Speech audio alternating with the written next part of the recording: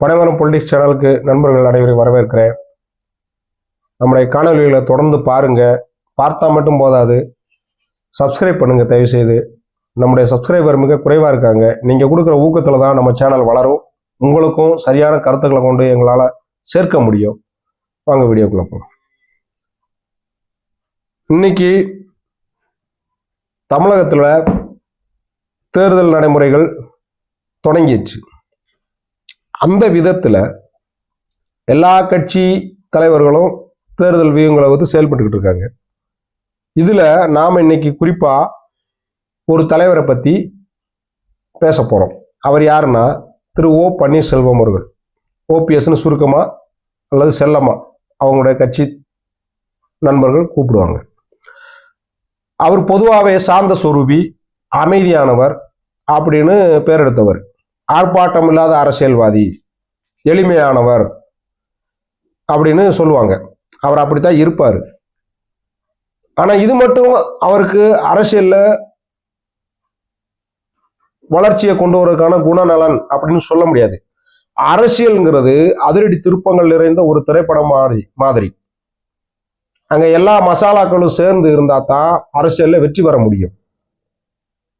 ஒரே அமைதியா இருந்தா அந்த அமைதி மிகப்பெரிய ஆபத்தை ஏற்படுத்து. யாருக்கு? இந்த அமைதியானவர்களுக்கு. எதிர்ப்பு சக்தி அதிகமா தேவை அரசியல்ல. தன்னுடைய இருப்பை தக்க வச்சுக்கணும்னா செயல்பாடு மிக முக்கியம், நிலைப்பாடும் முக்கியம். செயல்பாடுங்கிறது அவருடைய அல்லது அந்த கட்சி தலைவருடைய தனித்தன்மையை காட்டும். நிலைப்பாடுங்கிறது அப்பப்போ அரசியல் சூழ்நிலைக்கு தகுந்தவாறு முடிவுகளை எடுப்பது. சரியான தருணத்துல சரியான முடிவு எடுக்கணும். அப்படிப்பட்ட ஒரு சூழ்நிலையில் இருந்தா தான் ஒரு அரசியல் கட்சி தலைவர் தன்னை அரசியல்ல நீண்ட காலத்துக்கு தக்க வச்சுக்கிற முடியும்.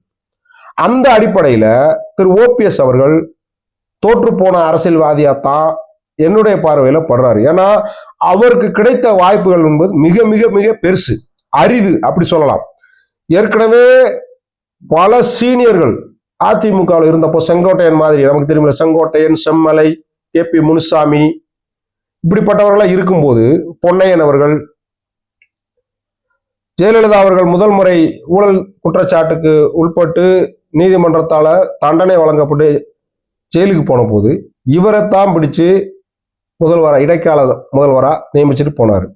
திரும்ப வந்தப்போ அந்த பதவியை அப்படியே திருப்பி கொடுத்தார். அதாவது அதுக்கு ஒரு உதாரணம் சொல்லுவாங்க. ராமன் 14 ஆண்களுக்கு வனவாசம் போன போது அவருடைய பாதரட்சையை, அதாவது அவருடைய செருப்பை, காலனிய அந்த சிம்மாசனத்துல வச்சு அவர் பேரை சொல்லி பரதன் ஆண்டான் அப்படிங்கிற வரலாறு நமக்கு தெரியும் ராமாயணத்துல. அந்த மாதிரி அந்த அம்மா உட்கார்ந்த நாற்காலியில உட்காராம பக்கத்துல ஒரு நாற்காலியை போட்டு ஆட்சி செய்தவர் தான் இந்த பன்னீர்செல்வம். அந்த பணிவு, அந்த விசுவாசம் அவரை அரசியல நீண்ட காலம் நீடிக்க வைக்கும்னு அவர் நம்பினாரு. அது ஜெயலலிதா உயிரோடு இருக்கும் வரைக்கும். ஆனா அரசியலுங்கிறது நான் சொன்ன எதிர்பாராத திருப்பங்கள் நிறைந்த ஒரு திகில் திரைப்படம் மாதிரி. திடீர்னு ஜெயலலிதா மறைந்தார். பன்னீர்செல்வத்தினுடைய பரிதாபம் ஆயிடுச்சு நிலை. எப்படின்னா, சசிகலா அவர்கள் தான் முதலமைச்சராகிற ஒரு முடிவு எடுத்து இருந்த சட்டமன்ற உறுப்பினர்கள்லாம் போய் ஒரு விடுதியில் அடைச்சு அதற்கான ஏற்பாடுகளை செய்த போது, ஏற்கனவே ஜெயலலிதா தண்டிக்கப்பட்ட அதே வழக்குல 2வது குற்றவாளியா சசிகலாவும் தண்டிக்கப்பட்டு கர்நாடகாவில் இருக்கக்கூடிய பரப்பன அக்ரஹார சிறையில் அடைக்கப்பட்டார். அப்ப அவருக்கும் தேர்தலில் போட்டியிடக்கூடிய தகுதி போயிடுச்சு. கட்சியை யாரிடம் ஒப்படைப்பதுன்னு வரும்போது பன்னீர்செல்வத்தை விட சிறந்த சாய்ஸா அவருக்கு அன்னைக்கு தோணியது. இன்னைக்கு அது மிகப்பெரிய அரசியல் தவறா போயிடுச்சு. யாரை பொறுத்த வரைக்கும், சசிகலாவையும் தினகரனையும் பொறுத்தவரை யாரை அவர்கள் நம்பினார்களோ அவங்க மிகப்பெரிய ஏமாற்றத்தை இவர்களுக்கு தந்து விட்டார்கள். யாரு? எடப்பாடி அவர்கள். எடப்பாடி பழனிசாமியை பிடிச்சு முதலமைச்சர் ஆக்கிட்டு அந்த அமைச்சரவையில ஒரு அமைச்சரா 10ஓட 11 நம்ம பன்னீர்செல்வத்தை நியமிச்சுட்டு அவங்க போயிட்டாங்க. ஆனா அந்த வாய்ப்புல இவங்க தேர்தலில் போட்டி விட முடியாது, கட்சிக்கும் தலைமை வைக்க முடியாதுங்கிற சூழ்நிலை வந்தப்போ கட்சியை இவர்கள் கைப்பற்றி, அதாவது எடப்பாடி பழனிசாமியும் பன்னீர்செல்வமும் பாஜகவினுடைய தயவால ஆட்சியை கொண்டு போகிற சூழ்நிலையில கட்சிக்கு தலைமையா யார் இருப்பது அப்படின்னு வரும்போது இரட்டை தலைமை அப்படிங்கிற புதிய ஒரு முன்னெடுப்பை செய்யறாங்க. அதிமுக அரசியல் வரலாறுல அப்படி ஒரு நிகழ்வே கிடையாது. தனித்தலைமை, ஆட்சிக்கும் கட்சிக்கும் ஒரே தலைமை தான். அது திமுகவுக்கும் அப்படித்தான். கட்சிக்கு யார் தலைவரா இருக்காரோ அவர் தான் ஆட்சிக்கும் தலைவரா இருப்பாரு. திமுக தலைவராகவும் முதல்வராகவும் கருணாநிதியும் அண்ணாவும் ஸ்டாலினும் தான் இருக்கிறாங்க. அதே மாதிரி எம்ஜிஆரும் ஜெயலலிதாவும் இருந்தாங்க.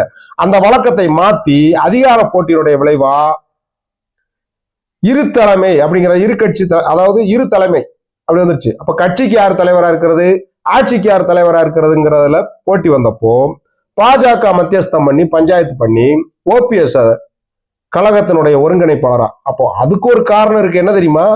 ஜெயலலிதா அவர்கள் வகித்த பதவியை வகித்த அவர்களுக்கு இழுக்கு அவமானம் அப்படின்னு அந்த விசுவாசத்தை காட்டுறதுக்காக புதிய ஒரு பதவியை உருவாக்கி பொதுச் செயலாளருங்கிற பதவியை எடுத்துட்டு ஒருங்கிணைப்பாளர் அப்படின்னு ஒரு இதை போட்டு இணை ஒருங்கிணைப்பாளரா பழனிசாமியும் தலைமை ஒருங்கிணைப்பாளரா பன்னீரும் துணை முதலமைச்சராகவும் இருந்து ஆட்சியை 4.5 வருஷம் கொண்டு போனாங்க. இதுக்கடையில பல்வேறு அரசியல் நிகழ்வுகள், தர்ம யுத்தம், ஜெயலலிதாவோட மரணத்தில் சந்தேகம், கொடநாடு கொலைகளுக்கு யார் பொறுப்பு, இப்படிங்கிற பல்வேறு விஷயங்களை முன் வச்சு ஓபிஎஸ் அவர்கள் அரசியல் செஞ்சாரு. ஆனா அதெல்லாம் மக்கள் மத்தியில பெரிய வரவேற்பை பெறல. இவருடைய தனித்தன்மையை கொண்டு போய் மக்கள்கிட்ட சேர்க்கல. இவர் என்ன அரசியல் வியூகம் எடுக்கிறாருன்னு அவரோட இருப்பவர்களும் சரி, இவரோட வரணும்னு நினைச்சவங்களுக்கும் சரி புரியவே இல்லை, தெரியல. அப்ப இவருடைய செயல்பாடு ஒரு ஆவேசமா, ஆக்ரோஷமா, ஒரு வேகமா இல்லை. எந்த விஷயத்திலையும் அமைதியான நிலைப்பாடு, கருத்தை இவர் வச்சிருக்கிறார். அரசியல்ல பரபரப்பா இயங்கணுங்கிறது ஒரு முக்கியமான ஒரு ஸ்ட்ராட்டஜி, உத்தி. அப்படி பரபரப்பு இல்லாத, இப்போ நம்ம உதாரணத்துக்கு எடுத்துக்குவோம், விஜய்ங்கிற நபர் புதிய கட்சியை தொடங்கியிருக்காரு. தொடங்கி 2.5 வருஷம் தான் ஆகுது. அவர் சமூக நிகழ்வு, அதாவது கட்சி அடிப்படையில அவங்க எந்த மிகப்பெரிய போராட்டத்தையும் முன்னெடுக்கல. மக்களுக்கான அன்றாட தேவைகள் சம்பந்தப்பட்ட எந்த விஷயத்திலையும் அவங்க பெரிய கருத்து சொல்லல. மத்திய அரசு எதிர்த்தோ மாநில அரசை எதிர்த்தோ பெரிய போராட்டங்கள் நடத்தல. விஜய்ங்கிற ஒரு தனிநபர் ஏதாவது ஒரு கூட்டத்துல 4 வார்த்தை பேசுறாருங்கிற தவிர அவங்களுக்கு பெரிய விஷயமே இல்லை. ஆனாலும் அவர்கள் தினம் மக்கள் மத்தியில பேசு பொருளா இருக்கிறாங்க. அதுதான் உத்தி அப்படிங்கிறது.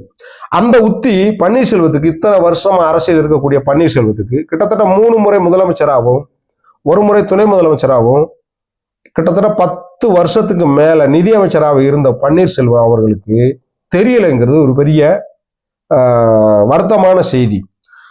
ஒருவர் தன்னை கட்சியிலையும் ஆட்சியிலையும் முன்னிலைப்படுத்திக்கணும்னா திறம்பட செயல்படணும், காலத்திற்கு ஏற்ப செயல்பட தன்னை தகுதிப்படுத்திக்கணும். ஒண்ணு கடந்த கால வரலாற படிச்சு அரசியல் செய்தவர்களுடைய வரலாறை தெரிஞ்சு அந்த அடிப்படையில வியூகங்களை வகுத்து தன்னுடன் இருப்பவர்களுக்கு ஏற்ப நம்பகத்தன்மையை உருவாக்கி கட்சியில செயல்படணும், மக்கள் மத்தியில செயல்படணும். அதை இவர் செய்யல. சரி போகட்டும், புதிய வரலாறையாவது உருவாக்கணும். எப்படி நீங்க விசுவாசமா இருந்து ஜெயலலிதாவுக்கும் சசிகலாவுக்கும், சொல்ல போனா அதுக்கு பேர் விசுவாசம் இல்லை, அது வேற வார்த்தையில சொல்லணும், அடிமைத்தனம்னு தான் சொல்லணும். ஏன்னா சுய சிந்தனை இருக்கக்கூடிய ஒரு அரசியல் செயலாளர் செய்யக்கூடிய செயல் அல்ல இவர் செஞ்சது. எப்படின்னா, இந்த கூவத்தூர் பஞ்சாயத்து நடந்தப்ப எம்எல்ஏக்களை வச்சு யாரை முதல்வராக்கணும் அப்படின்னு சொன்ன சமயத்துல பன்னீர்செல்வம் சட்டமன்றத்துல ஸ்டாலினை பார்த்து சிரிச்சாருங்கிற ஒரு சொத்தையான காரணத்தை காட்டி சசிகலா இவரை பதவி விலக சொன்ன போது இவர் அதை அப்படியே ஏத்துக்கிட்டு பதவி விலகினார் பாருங்க. அதுதான் சமயோசித புத்தி இல்லாத செயல்பாடுன்னு சொல்ல வர்றது. ஏன் நான் என்னுடைய பதவியை ராஜினாமா செய்யணும், என்னுடைய ஆட்சியில என்ன குறைய பார்த்தீங்க, நான் இருந்துட்டு போறேன், நீங்க கட்சிக்கு தலைமையை இருந்துக்குங்க, நான் முதல்வரா இருக்கிறேன் அப்படின்னு சொல்றதுக்கு திராணி இல்லாததால என்னாச்சு, ஆட்சி கைவிட்டு போச்சு. அப்ப அதிகாரம் கைவிட்டு போனதுனால கட்சியும் கைவிட்டு போச்சு. இவர் செல்லா காசா வெளியே துரத்தப்படுற சூழ்நிலை வந்தப்போதான் தர்ம யுத்தம் நடத்தினாரு. எப்படியும் கட்சிக்குள்ள மறுபடியும் ரீஎன்ட்ரி கொடுத்துடணும், கட்சியாவது நம்ம கைக்குள்ள கொண்டு வந்து கட்டுப்பாட்டு கொண்டு வந்து அரசியல்ல நீடிக்கணும்னு நினைக்கிறாரு. ஆனா இதெல்லாம் என்ன சொல்றது, நம்ம பகுதியில் சொல்ற மாதிரி தும்ப விட்டு வாழை பிடிக்கிற கதைன்னு சொல்லுவோம். மாடு ஓடின பிறகு கயிறு எடுத்துட்டு போறது மாட்டை பிடிக்க, அதைத்தான் அப்படி சொல்றது. அப்போ எல்லாமே கைவிட்டு அதிகாரம், கட்சி, ஆதரவாளர்கள் இப்படி எல்லாரும் போனதுக்கு அப்புறம் இவர் முடிவுகள் எடுக்கிறார். இன்னமும் முடிவுகள் எடுக்கிறாரு. டிசம்பர் 15ன்னாரு, இப்ப டிசம்பர் 23ங்கிறாரு. இந்த 23ங்கிறது நாளதான். எப்படி இவர் அதிமுகவை கைப்பற்ற முடியும்? சட்ட போராட்டம் நடத்தியும் பார்த்தாச்சு. சட்ட போராட்டத்தில் இவருக்கு சாதகமான எந்த விதமான முடிவும் நீதிமன்றங்கள், உச்ச நீதிமன்றமோ உயர் நீதிமன்றமோ தேர்தல் ஆணையமோ தரல. எல்லாமே நிலுவையில் இருக்கு. இவருடைய அரசியல் வாழ்க்கையே நிலுவையில கேள்விக்குறியா இருக்கு. இவர் எப்படி வியூகத்தை வகுத்து எதிர்கால அரசியல நீடிக்க போறாருன்னு தெரியல. ஒண்ணு சசிகலா மாதிரி சிறையிலிருந்து வெளியில வந்து நான் அரசியலில் ஈடுபடவில்லை, நான் அரசியலில் இருந்து ஒதுங்கி இருக்க போகிறேன் அப்படின்னு கௌரவமா அறிவிச்சுட்டு போயிருந்தா கூட ஒரு மக்கள் மத்தியில ஒரு என்ன சொல்ல ஒரு இரக்கம் வந்திருக்கும், சிம்பத்தி கிரியேட் ஆயிருக்கும். ஆனா அதுவும் இல்லை. இவரு உள்ள வந்து குழப்பறாரு. யாரு? பன்னீர்செல்வம் அவர்கள். அரசியலை நீடிக்கணும்னு ஆசை இருக்கு, ஆனா அதுக்கான செயல்பாடு இல்ல, திட்டமும் இல்லை. இவருடன் இருந்தவர்கள் எல்லாம் கட்சி மாறி மனோஜ் பாண்டிய அசைக்க முடியாத ஆணிவேரா இருந்தாரு பன்னீர்செல்வத்துக்கு, திமுகவில் சேர்ந்துட்டாரு. அதே மாதிரி மைத்ரேயன் முன்னாள் எம்பி, அவரும் திமுகவில் சேர்ந்துட்டாரு. வைத்திலிங்கம் கடந்த பொதுக்கூட்டத்தில் என்ன சொல்றாரு? நாங்கள் வந்து டிசம்பர் 15க்கு பிறகு புதிய முடிவை எடுப்போம், புதிய கட்சியை தொடங்குவோம், அதிமுக உரிமை மீட்பு குழுங்கிறத உரிமை மீட்பு கழகமா மாத்தி நாங்க தனித்து போட்டியிடுவோம், இல்ல வேற கூட்டணி அமைப்போம்னு சொல்றாரு. அதே கூட்டத்துல பங்கெடுத்த பன்னீர் என்ன சொல்றாரு? நாங்கள் கட்சியை புதுசா தொடங்குவேன்னு சொல்லவே இல்லை, நாங்க இணைப்பத்தான் விரும்புறோம் அப்படின்னு சொல்றாரு. இப்படி கூட இருக்கவர்களே புரிந்து கொள்ள முடியாத முன்னுக்கு பின்முரணா பேசக்கூடிய ஒரு நபரா பன்னீர்செல்வம் இருக்கிறாரு. அரசியல்ல இது மிக மிக மோசமான முடிவு. அது மட்டும் இல்ல, இவர் கட்சியை மீட்பது என்பது இவருடைய செயல் திட்டத்துல செயல்பட வேண்டியது. இவர் தான் அதுக்கு தலைமை ஏற்கணும், திட்டமிடணும், செயல்படுத்தணும். அதை விட்டுட்டு அடுத்த ஒரு கட்சியா இருக்கக்கூடிய பாஜக கிட்ட போய் யோசனை கேட்கிறாரு. இதுதான் இன்னைக்கு அவருடைய அரசியல் வீழ்ச்சிக்கு மிக முக்கிய காரணம். என்னன்னா, இவர் பாஜகவை மிக நம்புறாரு. மோடி சொன்னா, அமித்ஷா சொன்னா அதை அப்படியே அச்சரம் பிறகாம செய்யணும்னு நினைக்கிறாரு. அப்படி செய்தா இவருடைய தனித்தன்மையை மக்கள் இடம் போட்டு பார்ப்பாங்களா இல்லையா? அப்ப இப்படி இருக்கக்கூடிய சூழ்நிலையில இவர் வந்து ஆட்சியில இல்ல அதிகாரத்துல இல்ல கட்சியில மேல வரணும்னா முதல்ல இவர் சுய சிந்தனையோட செயல்பட பழகணும், தீர்மானம் எடுக்கணும். அதை விட்டுட்டு அடுத்த கட்சியா இருக்கக்கூடிய, சொல்ல போனா எல்லா மாநிலங்களிலையும் கூட்டணி வச்சு அந்த கூட்டணி கட்சியை கபலீகரம் பண்ணி ஒட்டுண்ணி மாதிரி ரத்தத்தை உறிஞ்சு வளரக்கூடிய ஒரு தாவரம் மாதிரி அந்த கட்சிகளை அழிச்சு இல்லாட்டி உடைச்சு 3 நாளா பிரிச்சு அதிகாரத்தை கையில் எடுக்கக்கூடிய கட்சி தான் பாஜக. நமக்கெல்லாம் தெரியும். மகாராஷ்டிராவிலையும் சரி, ஜார்க்கண்ட்லையும் சரி, பீகார்லையும் சரி, எல்லா மாநிலங்கள்லையும் நடக்குது இந்த ஸ்ட்ராட்டஜி. பாண்டிச்சேரி வரைக்கும் வந்துருச்சு. தமிழகத்தையும் அதை செய்ய பாக்குறாங்க. அதுக்கு இவரு உடந்தையா இருக்கிறாரு. அப்ப தன் கட்சியை கைப்பற்றுவதற்கு, தன் கட்சியில அல்லது கட்சியை கைப்பற்ற முடியலாம் மீண்டும் போய் உள்ள சேர்வதற்கு வேறொரு கட்சியினுடைய ஆதரவை தேடி போறாரு. இது எந்த விதத்துல சரியான உத்தியா இருக்கும், முடிவா இருக்கும்? இப்ப இப்படிப்பட்ட தவறான முடிவுகளை, அதாவது எல்லா விஷயத்திலையும் எல்லா மட்டத்திலையும் இவர் சொன்னா கேட்கக்கூடிய நிலையில, இவர் பேசினா ஒத்துக்கக்கூடிய நிலையில, இவர் முடிவெடுத்தா அதை செயல்படுத்தக்கூடிய நிலையில இருந்தவர் தான் பன்னீர்செல்வம். ஆட்சி அதிகாரத்திலையும் கட்சியிலையும் அதையெல்லாம் விட்டுட்டு சரியான நேரத்துல தவறான முடிவுகளா எடுத்து அவரா கட்சியை விட்டு வெளியில வர்ற மாதிரி ஒரு சூழ்நிலையை ஏற்படுத்திட்டு இன்னைக்கு என்னை உள்ள விடலன்னு நீலி கண்ணீர் அல்லது என்ன சொல்லு ரத்த கண்ணீர் வடிக்கக்கூடிய சூழ்நிலைக்கு இன்னைக்கு ஓபிஎஸ் தள்ளப்பட்டுட்டாரு. வரக்கூடிய 2026 சட்டமன்ற தேர்தல் தான் என்னுடைய பார்வையில, என்ன பொறுத்தவரை ஓபிஎஸ் அவர்களுடைய இறுதி தேர்தலா இருக்கும்னு நான் நினைக்கிறேன். நன்றி.